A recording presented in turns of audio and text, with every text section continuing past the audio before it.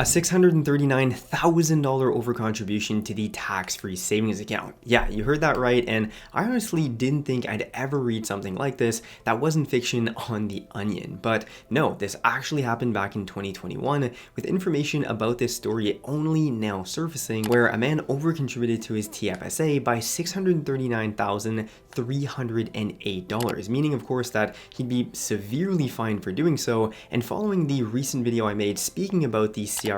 somewhat targeting active TFSA day traders, I just had to cover this story because it's truly one for the books that hopefully everyone watching this video right now would never find themselves in. And by the way, if you're new to investing and aren't necessarily super familiar with the TFSA to begin with, well, it's basically a Canadian registered investment account that allows you to contribute after-tax income up to a certain threshold each calendar year that can then grow tax-free over time, including the interest, dividends, and capital gains. So really, it's a great investment account to take advantage of if you're a Canadian, but of course, there are restrictions and rules that need to be followed, and this is a case where the individual completely overshot what is permitted with this account, now leaving him on the hook for a massive penalty tax to pay, which we'll be looking over shortly. Okay, so back to this crazy TFSA story. It was actually in 2020 that a taxpayer significantly overcontributed to his TFSA by drawing on a line of credit and investing the borrowed funds into stocks within his TFSA. Now, for some additional context here, if you don't remember, 2020 was the peak of pandemic era economy worry, followed by an extremely rapid bounce back from the Fed printing ungodly amounts of money and then pumping that capital right back into the markets, which led to the euphoric rally from March 2020 to December 2023 that is clearly seen here on the S&P 500's chart over the past 5 years. So while it's always somewhat quite risky to use leverage such as a line of credit to fund paper investments, because you need your investments to outperform the interest rate charged on the line of credit in the first place, which for paper investments can be very difficult to predict ahead of time, in contrast to say utilizing a mortgage loan to purchase a piece of property where you're already able to calculate ahead of time what returns you can expect. Well, this in particular though was an extremely risky time to do so given the volatility of the markets at the time. Now, truth be told, if this strategy had led to this man hitting a 10-bagger on a couple of the positions, he'd probably be in the news for having been the luckiest stock trading genius there is. And even then though, here's the thing, the CRA would have hit him with the day trading clause and he'd be fully taxed on the amount of his capital gains anyways. But of course, things didn't unfold that way, and what follows is truly an unfortunate story all around, because here's the thing, any over contributions to the TFSA are met with a penalty of 1% per month where the over contribution stands. Here's a quick example with round numbers so you can better understand. So say you have a contribution limit of only $6,000 because you only turned 18 this past calendar year, and you contribute $7,000 to your TFSA. Well, in this case, you're in a position of having over contributed $1,000 to your tax-free savings account. And if you fail to withdraw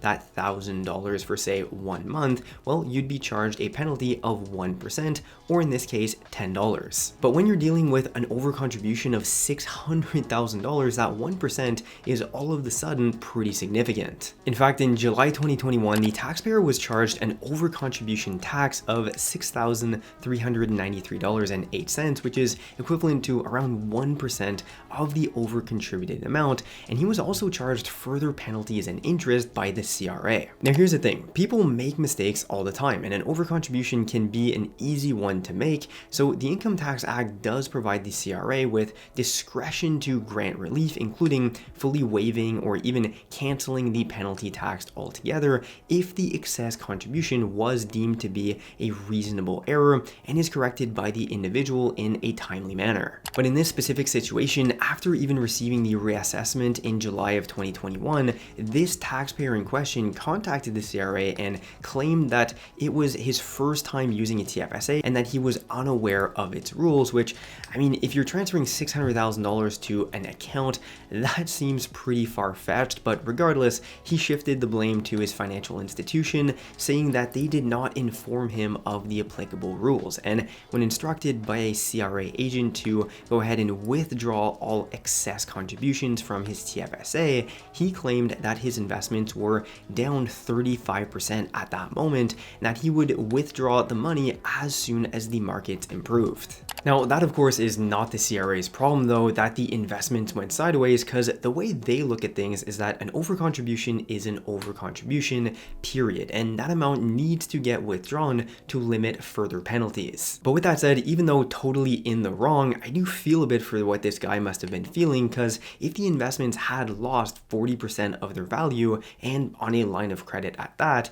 withdrawing those overcontributions would actually be impossible. A 40% loss on $640,000 is $256,000. So unless this guy had other liquidities elsewhere to pull from, which is probably not the case, this is the scariest financial position to find yourself in, where on one hand you've got the government essentially taxing you monthly on the over-contributed amount, so $6,400 a month, and then on the other hand you're generally forced to pay back either only interest payments monthly on the line of credit, or a combination of a percentage of the balance owing, usually in the realms of 1 to 2% plus interest. So even if it was interest only payments on the line of credit at say 4% back in 2021, that equates to over $2,100 per month in interest payments alone. And if this was a line of credit where a percentage of the balance also needed to be paid back monthly, say 1% of the balance repaid monthly, he'd be looking at $6,400 in principal as well, for a total of nearly $13 in payments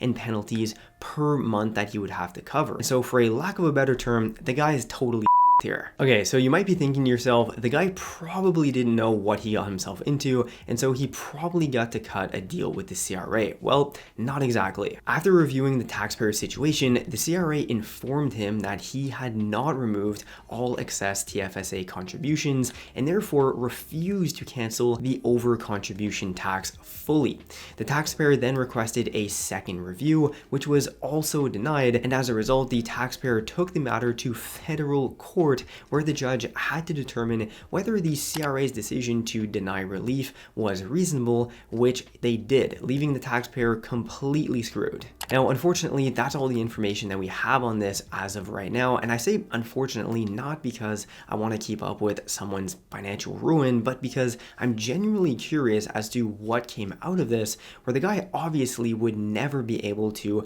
make this right, because if the taxpayer's investments never recovered, he wouldn't be able to fully withdraw the excess amount that was over contributed. If this guy ended up withdrawing everything when the investments were truly down 35-40% as he was claiming, well, he still would technically be in a position of having over contributed for a number of years. So it's somewhat unclear as to whether the CRA would have shown any leniency in this case, which I would have been curious to find out about. If not though, seriously, bankruptcy and losing everything would probably be the only viable option, which is absolutely terrible. Bottom line though, I bring this up to once again shed some light on the rules and regulations around the TFSA that need to be taken seriously, and I hope everyone watching this gets to invest wisely and for the long term. So with that said, if you are interested in learning more about how to properly invest in the TFSA and other investment accounts, definitely check out the other videos that are completely free on my channel. And if you want to take things one step further,